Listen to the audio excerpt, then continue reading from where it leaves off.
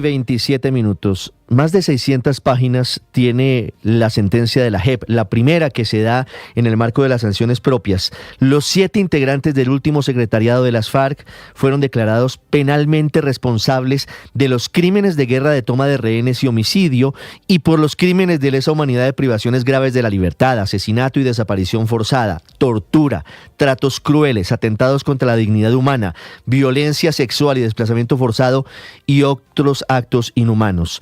Es una sentencia muy extensa en la que la JEP desarrolla cuáles fueron los argumentos para llegar a esta sanción, basados en el acuerdo del Teatro Colón del año 2016.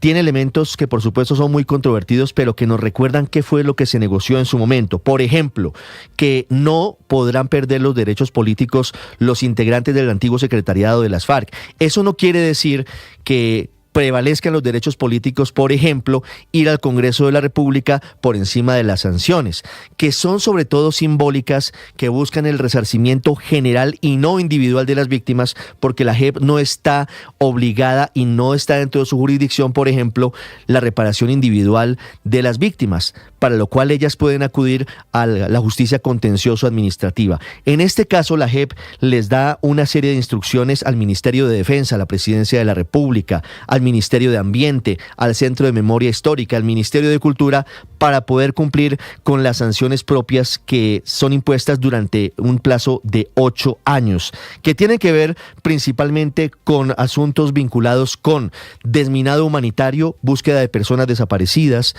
la situación de trabajo en contra de la destrucción del medio ambiente y la memoria simbólica, sobre el que se concentra gran parte de la reparación que harán los antiguos integrantes de las FARC. Por ejemplo, le ordena a RTBC que produzca un documental de mínimo 30 minutos sobre la experiencia de las víctimas acreditadas en este macrocaso 01, que son más de 21.000 víctimas por más de 58 casos de secuestro que están debidamente detallados en este mismo documento. En la misma sentencia, la Jurisdicción Especial para la Paz habla sobre la situación que están viviendo los integrantes de la antigua guerrilla de las FARC y habla también sobre la forma en la que se debe cumplir esta sanción propia. Deben contar con un mecanismo que los localiza todo el tiempo. No pueden salir de la zona en la que tendrán que pagar la sanción propia, a no ser que tengan permiso durante ese lapso. Y como lo decía, no podrá privilegiarse el ejercicio de sus derechos políticos al cumplimiento de esta sentencia. Adicionalmente, las FARC, antiguas FARC, no podrán lanzar discursos negacionistas ni criticando la sentencia, so pena de recibir una nueva sanción por parte de la Jurisdicción Especial para la Paz. Hablando sobre la reforestación, hay un detalle importante. Por ejemplo, le ordena a la Secretaría de Ambiente de Bogotá que en 3 meses formule e inicie la ejecución de un plan de restauración ambiental y un plan de mantenimiento de áreas restauradas de la Reserva Forestal Bosque Oriental de Bogotá, con especial énfasis en el corredor Chingaza-Sumapaz.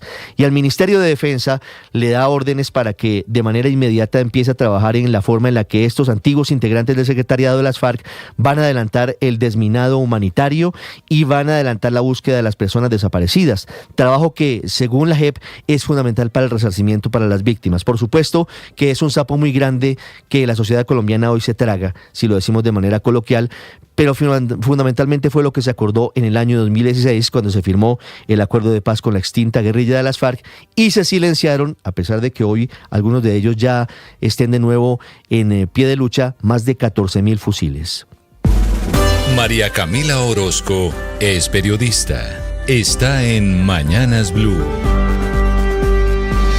Ahora son las 6:31 de la mañana. La otra cara de la JEP es para los militares. Mañana también marcará la historia porque se impondrá la primera sanción propia para este sector que se sometió a ese Tribunal Especial de Paz.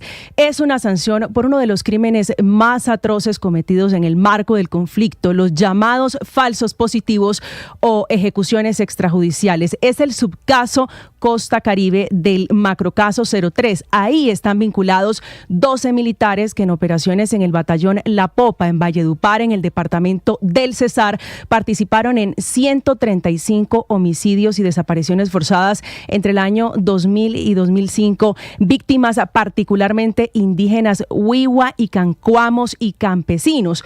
Una de esas víctimas se llamaba Jesús Emilio Márquez. Salió de su casa en el municipio de La Paz en el 2002 y a pocos días fue presentado como una de esas bajas en combate para mostrar resultados operacionales. Este crimen fue ejecutado por los paramilitares 2 semanas después de que llegara al Cesar como comandante de ese batallón el entonces coronel Publio Hernán Mejía, que está en juicio en la JEP por lo menos 75 ejecuciones extrajudiciales por las que se expone a la pena máxima de 20 años que puede imponerle ese tribunal a quienes no acepten la responsabilidad en el conflicto armado. Una suerte diferente a la que van a correr estos 12 hombres que estaban bajo sus órdenes, que al igual que los hombres de las FARC, el último secretariado, se exponen a una sanción de 5 a 8 años de trabajos u obras que consisten, por ejemplo, en construcción de centros de armonización, casas culturales, parques memoriales y mausoleos, entre otras actividades que tiendan a reparar el daño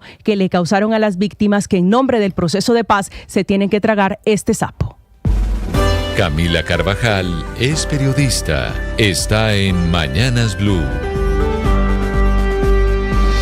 6 de la mañana, 33 minutos. Definitivamente al gobierno nadie le va a quitar la idea de que intervenir las EPS soluciona el problema del sistema de salud, pese a la evidencia y a la propia experiencia en las intervenciones que dice lo contrario. El presidente Gustavo Petro autorizó prorrogar la intervención a la EPS Famisanar. Se va a extender ahora hasta el 15 de septiembre de 2026, es decir, un año más. Con esta decisión le dan continuidad a un proceso en Famisanar que empezó en septiembre de 2023. A esta EPS, que ya lleva un año manejada por el gobierno, hasta junio los reclamos en el régimen contributivo eran de 75.393, crecieron 40%, de nuevo con pacientes reclamando citas, medicamentos o intervenciones. Y según el análisis financiero de todas las EPS, el que hizo el observatorio Así Vamos en Salud, Famisanar fue una de las EPS con mayor deterioro del patrimonio, comparando las cifras de 2023, 2024 y lo que va de 2025. Pero no solo es la intervención en Famisanar. Si usted es uno de los afiliados en Bogotá o en alguno de los 21 departamentos donde Famisanar hace presencia, la interventora de la otra, de nueva EPS, Gloria Polanía, respondió al polémico informe de la Contraloría. Pese a las advertencias, dice ella, que la salud de los afiliados sigue garantizada, que se va a prestar el servicio en la EPS más importante del país, y sobre las facturas sin legalizar, asegura que ya hay un plan para revisarlas y legalizar los pagos, en su mayoría pagos por servicios ya prestados. ¿Qué panorama tan difícil el de las EPS, al que se suma una nueva advertencia del ministro de Salud, Guillermo Alfonso Jaramillo, que si el gobierno tuviera hipotéticamente que liquidar nueva EPS, lo haría con todas, porque nueva EPS, pese al informe de la Contraloría, sigue siendo para el gobierno el experimento de cómo una EPS se vuelve gestora de salud y vida. Paola Ochoa es periodista. Está en Mañanas Blue. 6 de la mañana, 35 minutos. Mañana positiva en materia económica, con números buenos tanto para la industria como para su majestad el comercio. 2 grandes columnas vertebrales del edificio Colombia, que hoy muestran resistencia y resiliencia en medio de todo el despelote fiscal del gobierno, el naufragio en el monto del presupuesto, el hueco en las cuentas públicas por 45 billones de pesos, la tributaria que es necesaria por 26 billones, el desplome en los precios internacionales del petróleo, los nuevos aranceles de Donald Trump y ahora, para rematar, también la desertificación por parte de los Estados Unidos, que con o sin waiver, con o sin matrícula condicional, implica un impacto en pérdida de confianza, mayor percepción del riesgo país, mayor riesgo de los bonos soberanos, mayor aversión para la inversión extranjera, mayor inestabilidad macroeconómica y una cada vez más imagen deteriorada de Colombia ante el mundo. Panorama fuera enredadísimo y panorama fiscal todavía mucho peor, que gracias a Dios y gracias al cielo se compensa hoy con el consumo interno y con el cada vez mayor consumo de los hogares colombianos. Gran motor detrás de los buenos números de la industria y del comercio. Este último, el comercio, con un despegue en julio del 19% en las ventas de los comerciantes minoristas y alzándose de lejos como lo mejor que le pasa hoy por hoy a la economía colombiana, con variaciones positivas en todas las 19 líneas de mercancías y muy jalonado, eso sí, por los carros, motos nuevas, equipos de informática y de telecomunicaciones, mientras que la industria, que había estado postrada y de patito feo por mucho tiempo, pues empieza a levantar cabeza. Tuvo un crecimiento en julio del 5.8%, con 20 de 26 actividades con números positivos y solamente 6 con números en rojo, ajustando así 3 meses consecutivos creciendo y mostrando el mejor resultado en lo que va del último año. Estás escuchando Blue